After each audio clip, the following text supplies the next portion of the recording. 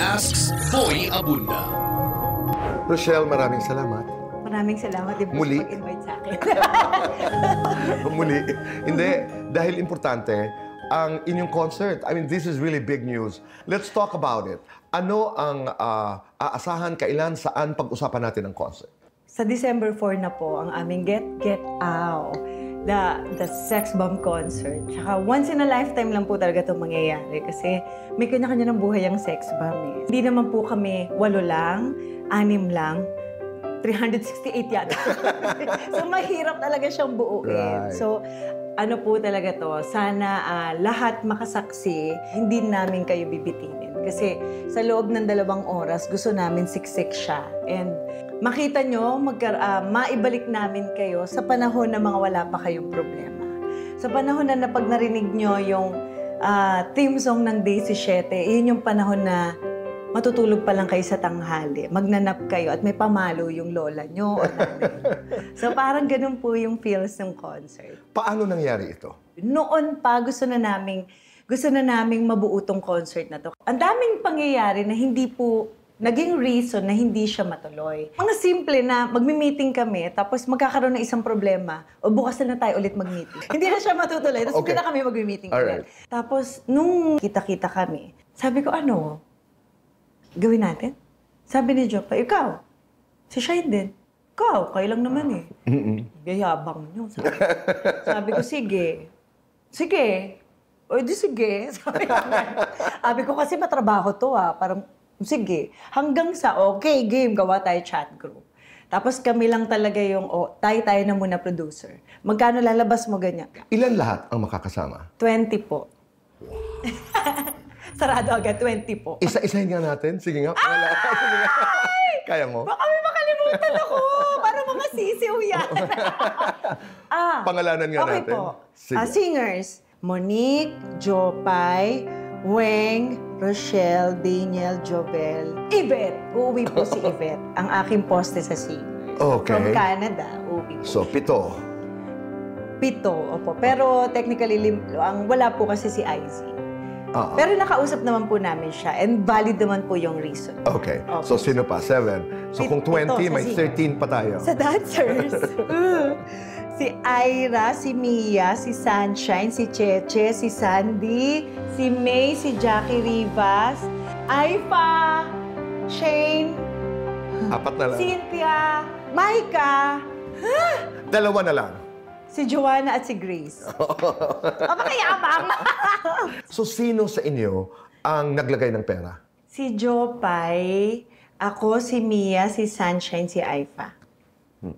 You had to produce it. Opo. Ganda. Tapos dapat walang magbigay ng TF. Walang TF.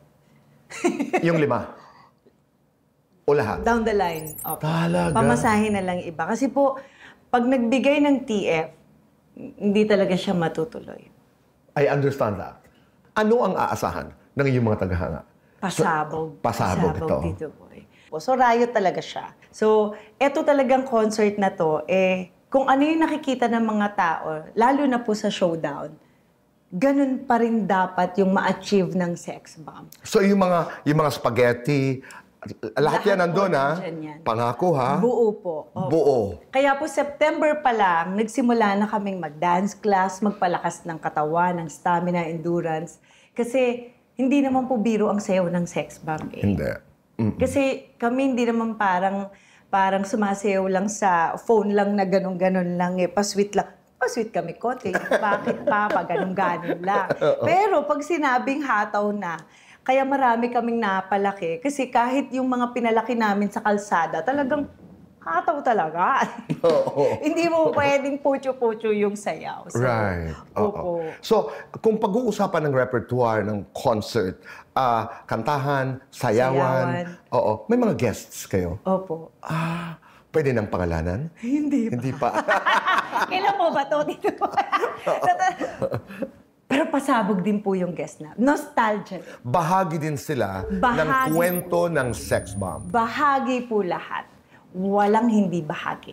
Ang ganda. Na pag nakita nyo sila, oh my gosh! Ganun yung feels. So muli, magaganap ito, kailan? Sa December? December 4 po, 2025, 8 p.m. po sa Araneta Coliseum. Okay. Pag-usapan natin, dahil hindi ko ito malilimutan, Cinemalaya Awards. Oh my God!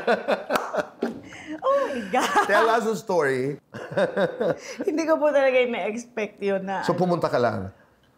Gusto kong matin kasi po gusto kong malaman kung anong nangyayari kapag awards night ng Cinemalaya. Okay. Kasi first time ko po first year. So, pagpasok ko ng sinehan, kasi po doon po ginawa, pasok ko ng sinehan, ay naka-casual sila. Wow, glittered gown talaga. gown sila. Nakamaong. Tapos naliit talaga ako. Tapos super yuko talaga. Iba yung vibe ng awards nila. Nakakahiya. No? Parang ang bida-bida, parang nakakahiya talaga. So, as in, nanliit talaga ako, excuse me po. Hanggang sa makarating ako doon sa upuan ko, tapos hanggang sa ine-explain sa akin na direct team ng child number 82 family ko kung, kasi nagulat ako, pag may nananalo, pinapalakpakan ng lahat. So parang walang competition. Sabi ko, ibang klase yung passion nila sa gusto nilang gawin. Wala kasing nomination. So parang kahit ikaw, dinidescribe na lang, best supporting actress goes to, and this chuchu, ako nag-video, chika-chika lang ako. Aasa pa ba ako? May mga Dali De Leon, may kung sino-sino yung mga bigating artist. No, aasa dyan, no? Hello. Appreciate ko na lang tong moment na to. Sabi sa akin ng isang co-actor ko, ate, ikaw yata yun. Ang alin? Sabi ko, ikaw yun. Ano yun? Tapos pinapakinggan ko, ba't ako mananalo? Kaya parang tinakpan ko na kasi ang daming tumatakbo sa isip ko na parang di kalidad ang mga taong nandito na appreciate nila yung talent ko. Oh my gosh! Yung ganun yung pakiramdam. At doon mo nasabing? Actress na ako. Manalo na ako kasi actress na ako. But you won the best Supporting actress. Oo. For the film Child Number 82. Wow. Talagang kahit po ako. Ang sa akin, ang gusto ko, makarating lang sa Cinemalaya. Right. You can ask me one question. Yun Sige nga, tanong ka nga. Teka lang, meron akong Pinaghandaan mo? Opo, pinaghandaan ko. Sige nga. Ano ang isa sa mga aral sa buhay na natutunan mo na gusto mong ipamana sa mga tulad kong galing sa simpleng simula? Huwag kang matakot at saka show up. Ang parati kong sinasabi sa mga bata, do not be afraid. Do not be afraid to fail. Do not be afraid to succeed. Do not be afraid to flop. Do not be afraid. Do not be afraid. And kung may gagawin kang bagay, do not start from the point of weakness. Pangalawa, importante na pag nangangarap tayo, may gusto tayong gawin, show up. Oo, stop talking. Stop postponing. Stop procrastinating. Show up. You know why? When you show up, you're committed to what you want to do. Hindi lang yung gusto mo, pero may kasamang commitment. You commit to what you want to do.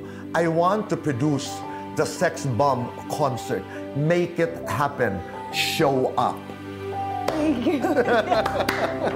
Ang sarap! Diba? Maraming salamat. Rochelle Pangilinan, December 4, Araneta Coliseum.